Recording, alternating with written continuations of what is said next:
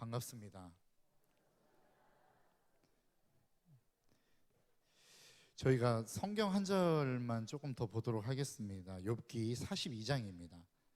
욥기 42장 1절로 6절까지의 말씀을 저와 여러분들이 한 절씩 교독해서 읽겠습니다. 제가 가지고 있는 성경 구약 804쪽입니다. 욥기 42장 1절로 6절까지의 말씀입니다.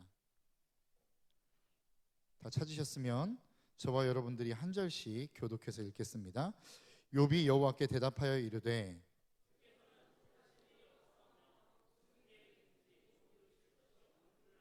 무지한 말로 이치를 가리는 자가 누구니이까? 나는 깨닫지도 못한 일을 말하였고 스스로 알 수도 없고 헤아리기도 어려운 일을 말하였나이다.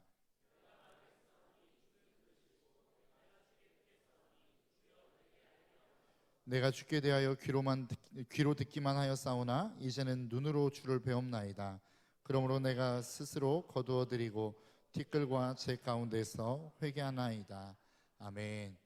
여러분 죄송합니다. 제가 이 말씀을 준비하면서 사실 이 말씀을 조금 바꾸었거든요. 그래서 이 말씀에 대한 것들이 오늘 본문을 욥기 42장으로 정했습니다. 여러분 미리 말씀드리지 못해서 죄송하고요. 방송실에도 제가 미리 말씀드리지 못해서 죄송합니다. 네. 우리가 잘 알고 있는 말 중에 하나가 지피지기 백전백승이라고 하는 말이 있습니다. 나를 알고 적을 알면 100번 싸워서 100번 이길 수 있다, 뭐 이런 말이죠. 그런데 사실 정확한 표현은 아닙니다. 손자병법에 나오는 정확한 표현은 지피지기면 백전불태다라고 하는 의미를 가지고 있습니다. 이 말은 무엇이냐면 내가 나를 알고 적을 알면 100번 싸워도 위태로움에 빠지지 않는다, 이런 의미입니다. 여러분 우리가 아무리 적을 알고 나를 안다고 하더라도 나와 적과의 그 능력 차이가 너무 크게 되면 우리가 절대 이길 수 없는 것이죠. 그렇기 때문에 백전백승이라고 하는 말보다는 백전불태라고 하는 말이 더 정확한 말이 맞는 것 같습니다. 여러분 저희 아들이 있는데요, 6살이 되면서부터 아빠를 인식하는 그 인식의 생각의 변화들이 있었던 것 같습니다. 보통 아빠를 사랑의 대상, 존경의 대상, 공경의 대상 이렇게 생각하지 않습니까? 그런데 저희 아들은 6살이 되면서부터 아빠를 이겨야 되는 대상, 쓰러뜨려야 되는 대상 이렇게 인식을 하는 것 같습니다. 그래서 조금만 아빠를 만나면 아빠 나하고 주먹 펀치해 해가지고 맨날 때립니다. 근데 보통 아빠들은 져준다면서요. 그런데 저는 그렇지 않습니다. 저는 아들과 싸우면 반드시 이겨야 됩니다. 그래서 이 험악한 세상이 그렇게 만만치 않다는 것을 저는 가르쳐주고 싶기 때문에 저는 아들을 이기고 싸움이 시작이 되고 대결이 시작되고 난 다음에 끝은 무엇으로 끝나느냐? 아들이 울어야 끝이 나는 겁니다. 그러면 나는 이겼다고 이렇게 환호를 하고 너는 안 돼, 역시 뭐 이렇게 하면서 끝을 내는 게 저희 아들과의 대결의 끝입니다. 그런데 그것을 보면서 저희 아들이 제 아무리 저의 약점을 잘 알고 있고 저를 공격한다 할지라도 이거는 게임이 안 되는 거죠. 아무리 싸워도 저를 이길 수 없는 겁니다. 제가 져주지 않는 이상은 저희 아들은 절대 저를 이길 수 없는 겁니다. 이게 수준의 차이고 실력의 차이다라고 저는 생각한다라는 겁니다. 여러분 우리가 이 땅을 살아가면서 신앙생활하며 많은 갈등을 겪지 않습니까? 저희가 찬양했던 첫 번째의 찬양처럼 하나님 앞에서 우리는 많은 크고 작은 갈등들을 겪으며 살아간다라는 것이죠. 그리고 그 갈등 가운데에서 나는 하나님의 말씀을 선택할 것이냐 아니면 정말로 내가 원하는 그 무엇인가를 선택할 것이냐의 기로 속에서 날마다 우리는 전쟁을 합니다. 그 갈등을 우리는 보통 뭐라고 표현하냐면 영적 전쟁이다라고 표현을 합니다. 이 영적인 전쟁 속에서 우리는 어떠한 경우들을 더 많이 경험하게 되어집니까? 내가 하나님의 뜻을 겪으며 살아가 그렇게 하나님의 뜻을 선택하는 것보다 내 원하는 것, 내 필요를 선택하는 경우들이 더 많이 경험되어지는 것들을 우리는 보지 않습니까? 찬양의 가사는 그럼에도 불구하고 나는 당신을 선택합니다라고 하는 찬양을 하지만 결국 우리의 삶으로 돌아와 보면 내가 하나님을 선택하는 것보다 나 자신을 선택하는 경우들이 훨씬 더 많이 있다라는 겁니다. 그러니까 날마다 우리는 영적인 전쟁 속에서 승리의 어떠한 찬양을 부르기보다는 실패와 패배의 쓰라림을 맛보는 경우들이 훨씬 더 많이 있다라고 하는 것입니다. 저만 그렇습니까? 죄송합니다. 저만 그런 것처럼 이렇게 쳐다보시는 것 같아서. 그런데 여러분 우리의 모습이 거의 그렇더라는 겁니다. 나는 그렇게 하고 싶지 않은데, 나는 죄를 짓고 싶지 않은데, 나는 하나님을 따라 살아가고 싶은데 내 삶이 그렇지 않는 경우들이 훨씬 더 많이 있다라는 거예요. 나는 무너지고 싶지 않지만 무너지는 나를 발견하게 되어지고, 죄를 짓고 싶지 않지만 여전히 나의 삶은 죄 가운데 있는 것들을 보게 되어지고, 나는 하나님의 뜻을 따라가고 싶지만 나는 여전히 내 욕망을 따라 살아가는 모습들이 우리의 삶 가운데 너무 많지 않게 되지 않더냐라고 하는 것입니다. 여러분, 우리가 뒷부분에 읽었던 욥기를 보면 욥기의 마지막 부분을 기록하고 있는 내용입니다. 그런데 우리는 욥을 누구라고 알고 있습니까? 사탄의 시험으로 말미암아 그 시험 속에서도 끝까지 승리한 사람, 그것이 욥이다라고 생각하지 않더냐라고 하는 것이죠. 욥은 1장에서부터 하나님이 그에게, 사탄에게 욥을 자랑할 정도로 굉장한 의인이었습니다. 네가 온 땅을 두루 다녀볼 때 욥이라고 하는 사람을 보았느냐? 그처럼 순전하며 악에서 떠나 하나님을 경외하는 자가 없다라고 하나님이 하나님의 입술로 이야기할 정도로 그는 대단한 의인이었다라는 겁니다. 그리고 난 다음에 그가 사탄의 시험을 받아서 재산을 잃어버리게 되고 자녀들을 잃어버립니다. 그리고 그의 건강까지도 잃어버리는 상황이 되죠. 그럼에도 불구하고 그가 뭐라고 고백합니까? 욥기 2장 10절에 뭐라고 이야기하냐면, 주신 이도 여호와시오 취하신 이도 여호와시라. 그러니까 나는 그 하나님 앞에 더 이상 범죄하지 않겠다라고 마무리 짓지 않습니까? 우리가 여기까지가 욥을 기억하고 있는 내용입니다. 그런데 그것 때문에 우리는 욥을 대단한 사람이라고 생각하고 있고 정말로 믿음의 거장이라고 생각하고 있다라는 겁니다. 그런데 진짜로 그렇지 않는, 욥이 우리가 생각하는 것처럼 그렇게 인내의 화신, 대단한 믿음의 사람, 그렇지 않더라는 거예요. 왜 그렇습니까? 3장으로 넘어가면 그가 하나님을 원망하는 장면이 나옵니다. 하나님, 도대체 왜 나를 이 땅 가운데 태어나게 하셔서 나를 이렇게 힘들게 하십니까? 내 생일이 없었다면, 내가 태어난 그날이 멸망당하였다면 내가 태어나지 않았을 거고 나도 이러한 고난을 당하지 않았을 텐데, 이러한 고백들이 계속해서 욥기를 통하여 반복해서 나오게 되어집니다. 그러니까 오늘날로 이야기하면, 야, 내가 이놈아, 내가 너를 위해서 얼마나 고생하는 줄 알아? 그러면 그 자식이 뭐라고 이야기하는 거예요? 누가 낳아달라 그랬어요? 왜 낳아가지고 나를 이렇게 힘들게 해요? 이런 이야기하고 똑같은 거라고요. 그러니까 막 속이 뒤집어지는 거죠. 하나님 입장에서는 도대체 이놈이 어떤 놈인가, 내가 의인이라고 이야기했는데 이렇게까지 나를 배신할 줄이야, 이 정도의 마음이 들지 않겠습니까? 욥이 그러한 사람이었다라는 거예요. 그럼에도 불구하고 욥이 3장부터 시작해서 거의 37장에 이르기까지 욥이 그 친구 3명과 논쟁하는 내용이 무엇이냐면, 욥의 친구들은 욥에게 이렇게 이야기합니다. 너 범죄하였으니까 하나님이 이러한 심판을 내리는 거다, 그러한 징계를 내리는 거다. 잘 생각해봐라. 뭘 잘못했는지 생각해보고 빨리 회개하고 돌이켜라. 이게 욥의 친구들이 하는 이야기예요. 그런데 욥은 또 뭐라고 반론을 제기합니까? 나는 그렇지 않다는 겁니다. 나는 하나님 앞에 범죄한 적 없고 나는 거룩하게 살았는데 하나님이 나를 이렇게 인도하신 것은 나는 억울하다. 이게 욥의 반론이었다라는 거예요. 그러더니 38장부터 41장까지 넘어가서 욥에게 하나님이 말씀하십니다. 너는 대장부처럼 허리를 동이고 내게 들을지어다. 막 이렇게 하면서 몇 가지 질문을 막 하죠. 그리고 난 다음에 오늘 본문의 내용이 등장하는 겁니다. 하나님, 내가 잘못했습니다. 내가 회개합니다. 여러분, 생뚱맞지 않습니까? 지금 욥이 뭐라고 이야기한 거예요? 나는 하나님 거룩합니다. 나는 하나님 앞에서 범죄한 거 없습니다. 나는 하나님 앞에서 의롭게 살았습니다 라고 이야기하더니, 하나님이 너 죄 지었어 이렇게 이야기한 것도 아니었어요. 그냥 몇 가지 질문을 딱 던지고 나더니 욥이 뭐라고 대답하고 있는 거냐면, 하나님 잘못했어요, 내가 회개합니다, 이렇게 나오는 거라고요. 그러니까 어떻게 보면 참 이게 앞뒤가 맞지 않는 것과 같은 그런 내용을 우리는 지금 접하고 있는 것입니다. 우리는 이 내용을 통해서 우리가 어떠한 모습으로 하나님 앞에 나아가야 될지를 한번 좀 생각해 보고 싶습니다. 여러분, 우리가 고민하고 있는 내용, 앞에서 제가 여러분들에게 말씀드렸던 것처럼 우리가 어떠한 영적인 전쟁을 해가면서 우리가 날마다 고민하고 하나님 앞에서 갈등하는 것들이 무엇입니까? 왜 나는 이 정도밖에 안 되나? 이런 생각들이 들지 않습니까? 내가 하나님 앞에서 그렇게 기도하고 하나님 앞에 열심을 내어 신앙생활하는데 왜 나의 삶은 날마다 이렇게 무너질 수밖에 없는가? 이러한 고민들을 우리가 하지 않더냐라고 하는 거예요. 그런데 우리가 이러한 고민 가운데 희망을 얻을 수 있는 이유는 무엇이냐면, 우리만 그런 고민을 하는 게 아니었다라는 겁니다. 여러분, 신약 성경에 있어서 가장 위대한 사도라고 이야기할 때 여러분 누구를 꼽으시겠습니까? 우리는 보통 사도 바울을 꼽지 않습니까? 그런데 그 사도 바울이 얼마나 자기의 죄악 가운데 고민하며 아파했는지를 로마서 7장에서 잘 기록하고 있습니다. 뭐라고 이야기하냐면, 내 안에 2가지의 법이 있다는 거예요. 하나는 하나님의 법이 있고 하나는 내 육체의 법이 있는데 내가 이 두 가지와 날마다 싸운다라는 겁니다. 그런데 그렇게 두 가지의 법이 날마다 싸우는데 사도 바울이 뭐라고 고백하냐면 성령의 법이 날마다 이김으로 나는 하나님께 더 가까이 간다 이렇게 이야기하지 않더라고요. 날마다 그 사망의 법이 나를 사로잡아 사망 아래로 나를 끌집어 내리는도다. 그래서 내가 정말로 곤고한 사람이 될 수밖에 없다라고 이야기하고 있다라는 겁니다. 이 이야기는 뭐예요?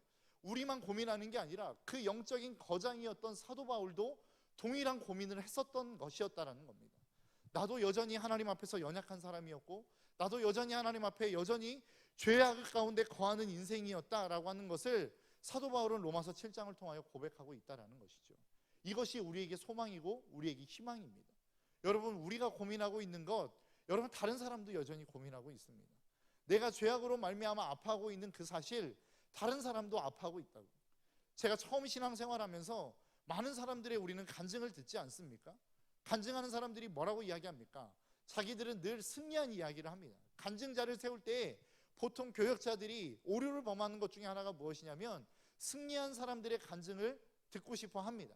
그리고 그러한 사람들을 세우고 싶어 합니다. 그래서 그러한 사람들의 간증을 들으면 나머지 앉아있는 사람들의 내용, 그 마음 가운데 겪는 갈등은 뭐예요? 야, 저 사람은 저렇게 승리하는 삶을 살아가는데 도대체 나는 뭔가? 이런 생각이 들지 않습니까? 그런데 그 사람의 삶을 더 깊이 들어가서 보면 그 사람도 그 간증의 자리에 서 있고 간증을 이야기하지만, 승리를 이야기하지만 삶의 자리로 돌아가면 여전히 무너지는 모습들이 그들 가운데 있더라는 것입니다. 여러분, 제가 많은 시간들을 목회하지 않았고 오래 많은 사람들을 만나보지 않았지만 제가 제 짧은 목회의 경험을 통해서 어떠한 노하우를 얻었냐면, 야, 저 사람이 진짜 건강한 사람인지 건강하지 않은 사람인지를 어느 정도, 꼭 맞지는 않지만 어느 정도 분별할 수 있는 분별력이 좀 생긴 것 같습니다. 저는 무엇을 통해서 분별하냐면 자신의 연약함을 솔직하게 이야기할 수 있는 사람은 건강한 사람일 가능성이 높습니다. 그 사람은 신앙생활을 잘하고 있는 사람일 가능성이 높아요. 그런데 언제나 늘 좋은 이야기만 하는 사람들이 있지 않습니까? 너 괜찮게 살고 있어? 그럼 네, 저 괜찮게 살고 있어요. 저 좋아요. 저 신앙생활 열심히 잘하고 있습니다 라고 하는 사람 속에는 많은 문제들이 있을 가능성이 높아요. 왜 그렇습니까? 여러분 한번 생각해 보십시오. 내가 건강하지 않을 때에는, 내가 어떠한 어려움 속에 있을 때에는, 내가 좌절 속에 있을 때에는 내 이야기를 다른 사람에게 이야기하는 것이 쉽지 않습니다. 다른 사람이 나를 어떻게 생각할까, 이것이 더 큰 고민이지 지금 내가 이 고민 안에서 빠져나오기를 원하는 이 마음보다 내가 이 이야기를 했을 때 상대방이 어떤 이야기를, 어떻게 그 의미를 받아들일까 하는 것이 훨씬 더 크다는 거예요.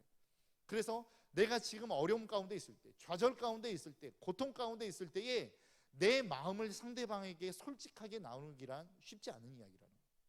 그런데 내 마음이 풀리고 내 상황이 풀리고 내가 조금 더 나은 자리로 나아갔을 때는 어떻습니까? 이 이야기를 하기가 훨씬 더 쉽더라는 겁니다. 왜요? 이미 이것이 내 삶 가운데 더 이상 문제가 되어지지 않은 상황이 되었기 때문에 그렇습니다. 그래서 여러분들의 지나온 세월들을 한번 보십시오. 여러분들이 진짜 어려움을 겪을 때에는 그 어려움을 다른 사람에게 이야기 잘 하지 않으셨을 거예요. 그런데 지금 와 보면 그 어려움들을 뛰어넘어 보면 그 뛰어넘은 이야기들을 너무나도 쉽게 이야기할 수 있지 않습니까? 왜요? 그것이 추억으로 끝난 이야기이기 때문에 그렇습니다. 그 어려움이 더 이상 나에게 아픔으로 영향력을 미치지 못하기 때문이라는 거예요. 이와 마찬가지라는 것입니다. 우리의 삶에 있어서 내가 어떠한 어려움들을 겪을 때에 그 어려움 속에서 내가 누군가에게 그 어려움들을 이야기하지 못하는 것은 내가 지금 건강하지 않은 상황 가운데 있다라고 보면 거의 맞을 겁니다. 여러분은 어떤 상황 가운데 있으십니까? 지금 여러분들의 어려움 속에 어려움을 겪으시면서 그 어려움들을 다른 사람에게 기도의 제목으로 나누고 계시며, 그리고 그들에게 여러분들의 연약함을 그냥 오픈하십니까? 그러면 여러분들은 건강한 신앙생활을 하고 있는 거예요. 그런데 나를 꽁꽁 싸매고 나의 이 모습만큼은 보여주고 싶지 않은 그러한 모습 가운데 있다면 여러분들은 건강하지 않은 신앙생활을 할 가능성이 높다라는 겁니다. 여러분, 욥을 보십시오. 욥이 그런 상황이었다라는 겁니다. 욥이라고 하는 사람이 자꾸만 자기의 스스로를 감추는데 뭐라고 감추냐면 나는 의로운 삶을 살았던 사람이었어 라고 이야기하는 겁니다. 나는 괜찮은 삶을 사는 사람이었어. 나는 하나님의 말씀을 잘 듣고 그 말씀대로 사는 사람이었어 라고 욥은 끊임없이 자기를 포장하며 감추는 사람이었다라는 거예요. 그런데 그 연쟁 속에서 욥은 해답을 얻지 못했어요. 여러분, 우리의 삶도 마찬가지 아닙니까? 내 스스로를 감추기 시작하면 여러분의 인생 가운데 정말로 그 어떤 해답을 얻을 기회가 많지 않다라는 거예요. 여러분, 우리가 이 어려움 속에서 우리가 헤어나올 수 있는 방법이 무엇인 줄 아십니까? 내 스스로를 인정해 버리는 겁니다. 그래, 나는 연약한 사람이야. 그래, 나는 부족한 사람이야. 나는 이 정도밖에 안 되는 사람이야 라고 하는 것을 인정해 버리는 거라고요. 여러분, 우리가 왜 힘든 삶을 살아갑니까? 만일 여러분 교회 안에 왔는데 내 교회의 행동, 내 교회의 신앙생활이 힘들고 어렵다면 여러분 스스로를 포장하며 살아갈 가능성이 높은 거예요. 내 스스로를 하나님 앞에서 솔직하게 오픈하기보다는 내가 내 스스로를 포장하고 무엇인가 포장된 모습으로 다른 사람에게 좋게 보이고자 애쓰고 있기 때문에 거기에 에너지를 빼앗겨 버리기 때문에 우리의 신앙생활이 즐겁지 않은 거라고요.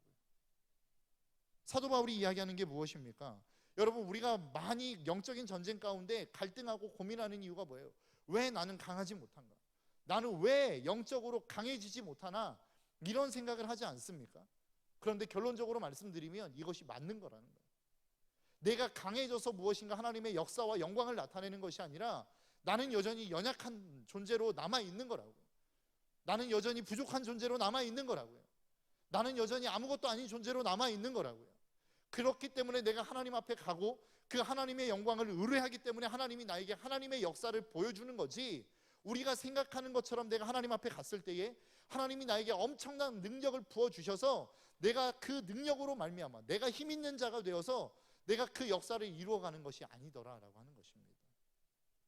여러분, 로마서 7장에서 보면 아까 제가 여러분들에게 말씀드렸던 것처럼 사도 바울이 자기 자신과 끊임없이 갈등하는 그 갈등의 내용이 나옵니다. 그러면서 나는 오라 곤고한 사람이로다 라고 하는 고백이 나오지 않습니까? 그리고 난 다음에 한 절밖에 차이가 나지 않는 8장 1절로 넘어가서 뭐라고 이야기해요?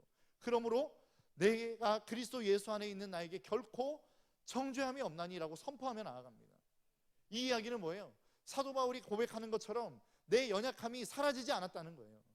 내가 여전히 죄와 싸워서 죄 가운데 지는 그 모습들이 사라지지 않았다는 거예요. 내 안에 있는 탐욕과 내 안에 있는 욕심이 사라지지 않았지만 그 연약함을 가지고 주님 앞에 나아갔더니 하나님이 나를 회복시키시고 나를 더 이상 그 죄악 가운데 머물게 하는 은혜의 자리로 나아가게 하는 그 하나님의 역사로 말미암아 내가 회복되었다, 이 고백 아닙니까?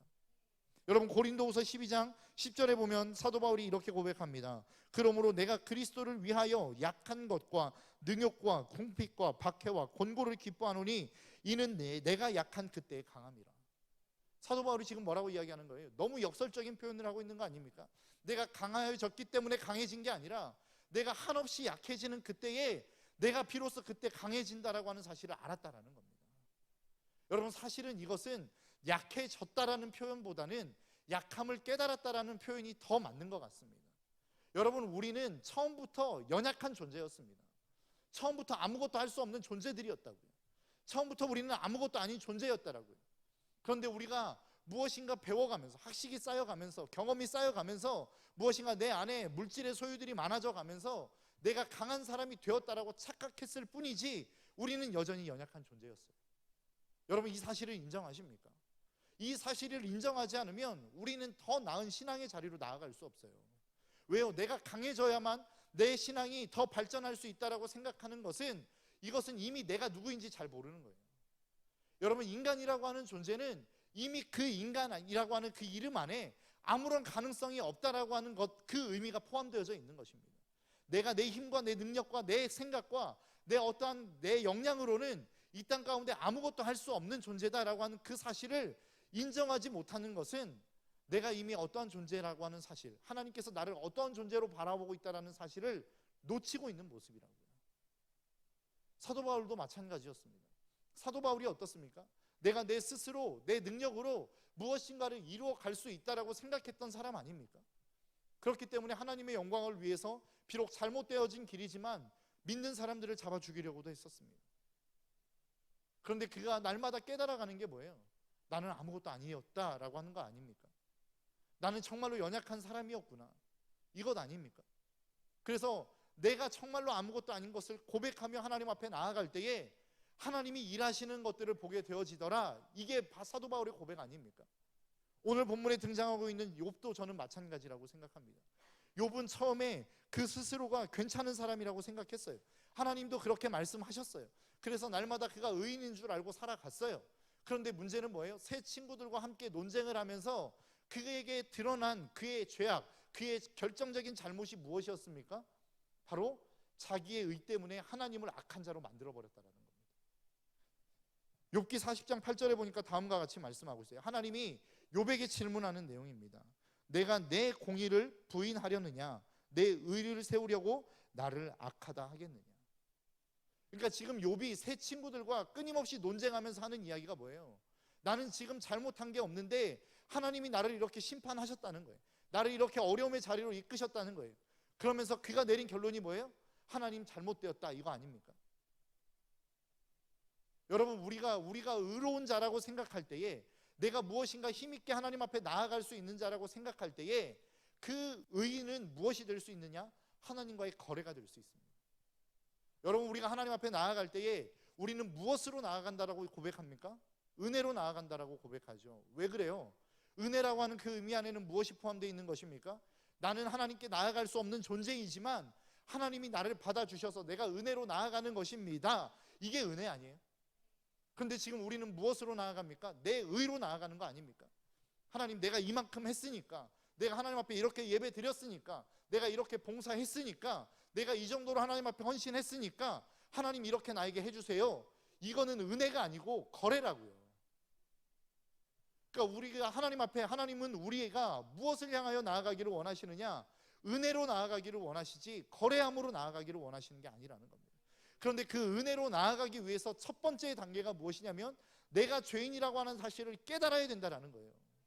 내가 하나님 앞에 나아갈 수 없는 존재인데 하나님이 예수 그리스도의 십자가의 사건을 통해서 나를 받아주셨구나, 이 사실을 깨달아야 된다고요. 욥은 그것을 놓치고 있었어요. 고난받기 전에, 그리고 새 친구와 논쟁하면서, 그리고 하나님의 그 질문이 들려오기 전에 욥은 이 사실을 놓치고 있었다고요. 욥이 생각했던 건 뭐예요? 내가 이만큼 살았으니까, 내가 이만큼 하나님 앞에 의로움을 행했으니까 하나님이 나에게 이만큼의 축복을 주시는 건 당연한 거야 라고 생각했다라는 거예요. 그리고 하나님이 그것을 거두어 가시자 하나님 도대체 왜 이러세요? 나에게 왜 이러시는 거예요? 이렇게 나오는 게 욥의 태도였다고요. 그런데 오늘 본문의 내용은 무엇입니까? 욥이 그것을 깨달은 거예요. 내가 하나님 앞에 굳이 의롭다라고 나아가지 않고 하나님이 나에게 무엇인가 엄청난 축복을 주시지 않아도 하나님은 그냥 그 자체만으로도 찬양받기에 합당하신 분이라고 하는 사실을 욥이 깨달은 겁니다. 나에게 고난을 주셔도 여전히 그 하나님은 찬양을 받으시기에 합당하신 하나님이요, 내 모든 재산을 몰수해 가셔도 그 하나님은 여전히 찬양받으시기에 합당하신 하나님이라고 하는 사실을 욥이 깨달은 거라고요. 그래서 오늘 본문에서 뭐라고 이야기하고 있습니까? 5절에 내가 주께 대하여 귀로 듣기만 하였사오나 이제는 내 눈으로 주를 배움나이다. 이 고백이 뭐예요? 내가 귀로만 그 하나님을 계속해서 들을 때 하나님의 영광에 대해서 아는 것처럼 느껴졌다는 겁니다. 그 하나님이 얼마나 대단하신 하나님인지를 아는 것처럼 느껴졌다는 거예요. 그런데 실질적으로 내가 하나님을 그 눈으로 보니까 어떻다라는 거예요? 내가 알고 있었던 것은 아무것도 아니었다라는 겁니다. 내가 그렇게 하나님을 쉽게 판단할 뿐이 아니었다라고 하는 것을 욥은 깨닫게 되었다라는 사실입니다. 여러분, 우리의 신앙이 여기까지 나아가야 진정한 신앙의 시작이 시작되는 겁니다. 내가 정말로 아무것도 아닌 존재이구나, 내가 정말로 그 하나님 앞에서 부족함이 그지없구나, 내가 하나님 앞에 아무리 내 것을 다 드리고 또 드리고 나의 목숨까지도 바친다 할지라도 그것이 정말로 부족한 것이었구나, 이것을 깨달을 때에 비로소 우리는 우리의 신앙의 시작, 하나님과의 교제의 시작이 시작되는 거라고요. 여러분, 이 사실이 저와 여러분들의 삶 가운데 깨달아질 수 있기를 주님의 이름으로 축복합니다. 여러분, 우리가 하나님 앞에 대단한 존재여서 하나님을 섬기는 게 아니라고요. 무엇인가 하나님 앞에서 우리가 정말로 괜찮은 존재여서 하나님을 섬기는 자들이 아니라고. 나는 여전히 부족하지만, 나는 여전히 연약하지만, 나는 여전히 나약하지만 그 하나님이 우리를 받아주셨기 때문에 우리는 하나님을 섬기는 자들이 되는 겁니다. 그런 의미에서 다시 중간으로 돌아가 보면 우리가 굳이 강해질 필요 없는 거예요. 우리가 강해야만 이 세상을 변화시킬 수 있는 게 아니라고요. 내가 연약해지면 연약해질수록, 하나님 앞에 부족함을 느끼면 느낄수록 우리는 하나님의 더 큰 강력한 역사를 보게 되어질 것입니다. 여러분, 기억하십시오. 말씀은 우리를 강하게 하지만 그 강하게 한다라는 의미가 저와 여러분들이 생각하는 그 강함이 아니에요. 나를 강하게 하는 그 강함이 아니라고. 우리가 하나님 앞에 가까이 가면 갈수록, 우리가 하나님의 말씀을 깨달으면 깨달을수록 그 말씀이 우리에게 주시는 은혜는 무엇이냐? 더욱더 하나님을 의존하게끔 만드는 겁니다. 여러분, 내가 하나님의 말씀을 깨달을 때에, 그 하나님께로 더 가까이 갈 때에, 하나님의 영광을 바라볼 때에 내가 능력 있는 사람이 되어서 이 땅을 능력 있게 살아가는 것이 아니라 하나님 의존적인 존재가 됨으로 말미암아 내가 이 땅을 그 하나님 의존함으로 더 능력 있게 살아갈 수 있게 하는 것, 이게 말씀의 원리라는 사실을 여러분, 저와 여러분들이 깨달을 수 있기를 주님의 이름으로 축복합니다.